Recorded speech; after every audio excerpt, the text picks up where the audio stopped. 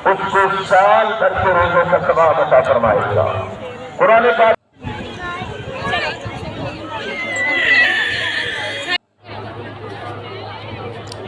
और ये जी हमने पढ़ी नमाज। असल में रमज़ान के रोज़े रखने के बाद जब तक ये काम ना किया जाए तो लगता है कुछ काम जो है ना वो इनकम्प्लीट रह गया है। नमाज़ पढ़ने के बाद आपको लगता है ये आपका जो पूरा रमज़ान का जो है ना हक अदा हो गया ईद की नमाज़ पढ़ने के बाद।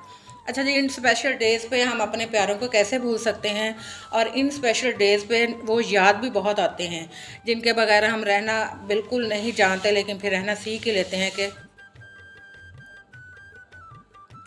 और बस जी फिर इनके बग़ैर इनको मिलना भी जो है वो ज़रूरी क्या, ख़ुद ही दिल करता है कि इनसे मिल के आएँ। और मिलने के बाद ये देखें जी बस अल्लाह ताला ने हमें इतना ही टाइम दिया है कि हम अपने सारे काम जो है वो कंप्लीट किए और बारिश स्टार्ट हो गई। अच्छा, और मौसम तो इस दिन इतना अच्छा हो गया था कि बहुत ही ज़बरदस्त। और जी घर आए हैं तो घर आके मैंने अपने जो पाए हैं, क्योंकि इनकी गैस जो है वो रात को चली जाती है, तो सिलेंडर पे हमने ट्राई किया था लेकिन ये नहीं कुक हो सकते। इनका टाइम जो अभी तकरीबन 70% ये कुक हो गए थे और 30% इनमें कसर थी।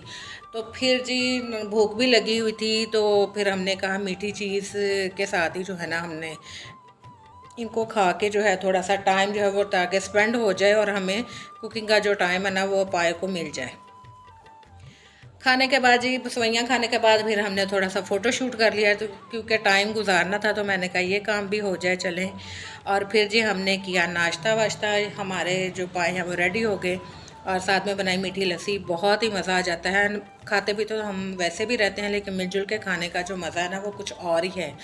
और जी ये फिर चना चाट बनाई हमने, उसके बाद बच्चों को फिर थोड़ा होता है शुभ शुभ करने का। और जी घर में आप जो मर्ज़ी करें और रिपीट खाना जो खाना वो बच्चों को बहुत मुश्किल लगता है। और स्पेशल ईद के दिन पे तो उनको था जी कि हमने बाहर से कुछ मंगवाना है, और ये हमने मंगवाया था डीप डिश पिज़्ज़ा। बहुत ही मज़े का, यम्मी था, बहुत ही ज़बरदस्त था। और ये जी ऐसे खा पी के हल्का फुल्का सो जो है वो इन्जॉय किया बच्चों ने। और ये था हमारा फर्स्ट डे, और नेक्स्ट मिलेंगे जल्दी आपसे। तब तक के लिए अपना ख्याल रखिएगा। अल्लाह हाफ़िज़।